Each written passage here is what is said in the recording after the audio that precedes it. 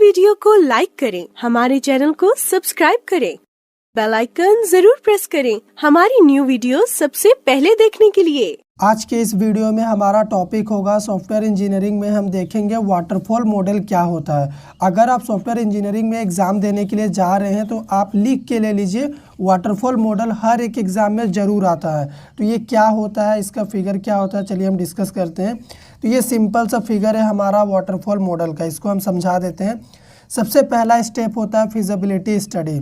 ये वाला स्टेप हमें ये बताता है कि हम फाइनेंशियली और टेक्निकली सॉफ्टवेयर बनाने के लिए फिजिबल है कि नहीं, ठीक है, सक्षम है कि नहीं।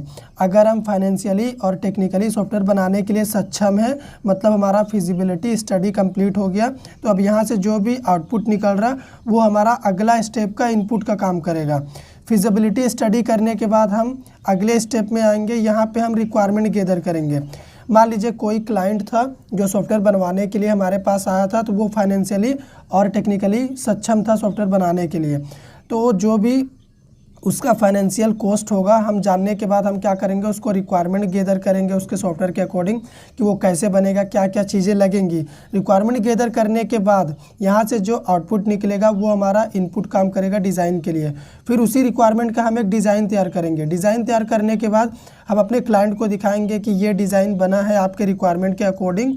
अगर आपको ओके है तो हम अगले स्टेप में चलेंगे, हम कोडिंग करेंगे।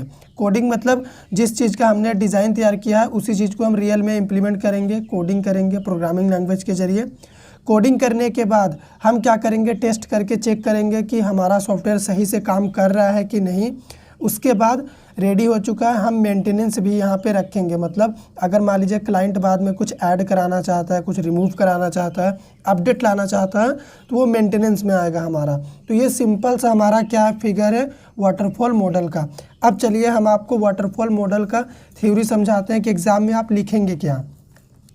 First point, the waterfall model is the simple and classical models of all the models we have. ठीक है, हमारे पास जितने भी मॉडल्स हैं उनमें से सबसे सिंपल और क्लासिकल मॉडल कौन है, वाटरफॉल मॉडल है। जैसा कि आप फिगर में ही देख सकते हैं कितना सिंपल है।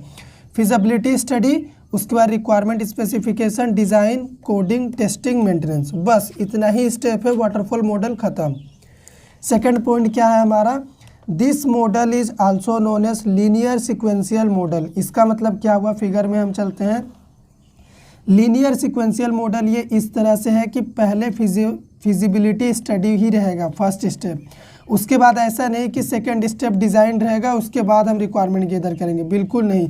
ये जिस सीक्वेंस में आप यहाँ पे देख पा रहे हैं उसी सीक्वेंस में हमारा ये वाटरफॉल मॉडल काम करता है। Feasibility study, requirement specification, design, coding, testing, maintenance, इसी सीक्वेंस में ये हमारा वाटरफॉल मॉडल काम करता है।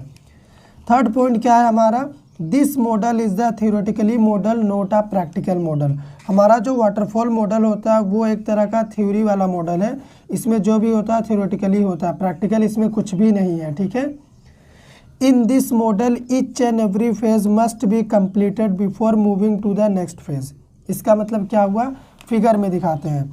अगर मान लीजिए हम फिजिबिलिटी स्टडी नहीं किए हैं तो इसका मतलब हम रिक्वायरमेंट स्पेसिफिकेशन वाले फेज़ में नहीं जा सकते।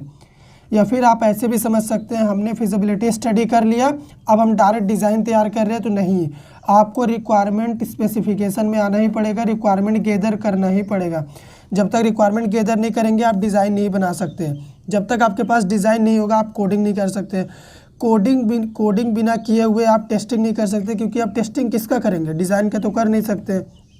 उसके बाद टेस्टिंग के बाद ही आप मेंटेनेंस करेंगे, ऐसा नहीं कि कोडिंग के बाद डायरेक्ट मेंटेनेंस।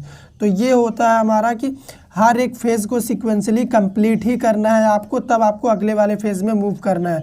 ऐसा नहीं कि किसी एक को बीच में स्किप कर दे डायरेक्ट यहाँ पे आ जाए, ऐसा नहीं है। ठीक है, अभी हमारा फिफ्थ पॉइंट क्या है, this model is suitable for small project where the technical issue are very clear.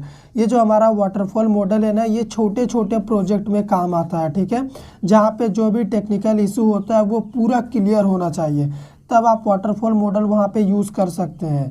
Project छोटा होना चाहिए, सारा टेक्निकल प्रॉब्लम क्लियर होना चाहिए, तब आप वाटरफॉल मॉडल यूज़ कर सकते हैं अपने प्रोजेक्ट में।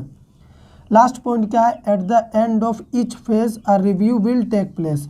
जब सारे फेज़ कंप्लीट हो जाते हैं, जैसे फिगर में हम आपको दिखाएं, जैसे कि यहाँ पे देखिए जब सारे फेज़ आपने कंप्लीट कर लिया, फिर आप क्या करेंगे, रिव्यू करेंगे कि आपने सही से अपना वाटरफॉल मॉडल फॉलो किया है कि नहीं। जैसे मेंटेनेंस में आप मेंटेनेंस देखेंगे, मेंटेनेंस के बाद आप टेस्टिंग के बाद कोडिंग के बाद डिज़ाइनिंग के बाद रिक्वायरमेंट स्पेसिफिकेशन, उसके बाद फिजिबिलिटी स्टडी।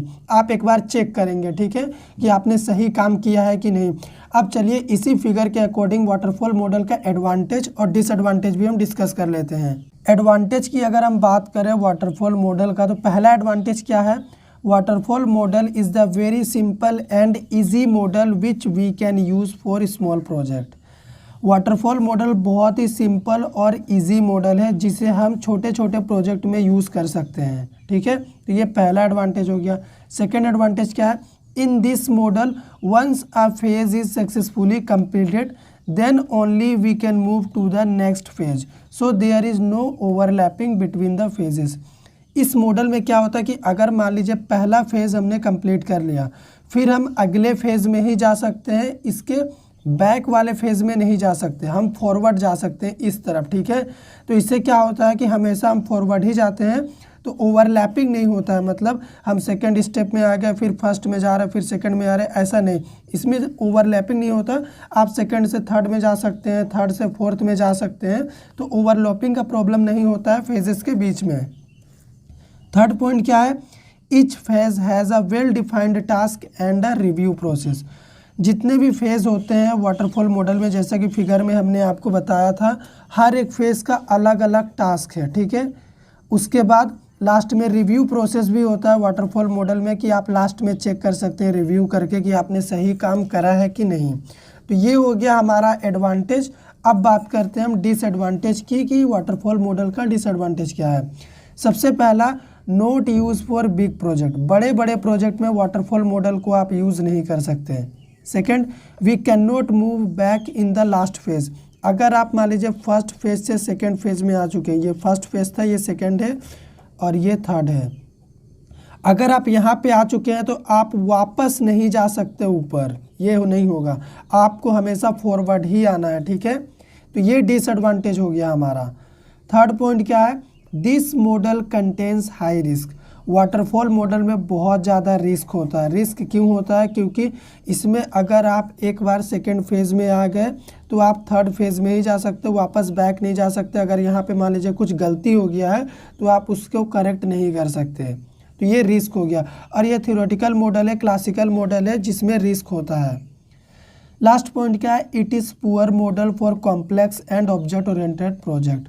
बड़ा बड़ा कॉम्प्लेक्स प्रोजेक्ट या फिर ऑब्जेक्ट ओरिएंटेड प्रोजेक्ट पे आप काम कर रहे हैं तो इस मॉडल को आप यूज़ नहीं कर सकते, वहाँ पे इसे यूज़ करना मतलब रिस्क लेना है। तो ये सिंपल सा हमारा वाटरफॉल मॉडल था, हमेशा एग्जाम में पूछा जाता है, तो आप इसे ध्यान से समझ के रखिएगा। एग्जाम में पूछा जाएगा तो सेम यही पॉइंट लिखिएगा, आपको फुल मार्क्स मिलेगा। वीडियो अच्छा लगे तो लाइक करिए, शेयर करिए, चैनल को सब्सक्राइब कर दीजिए।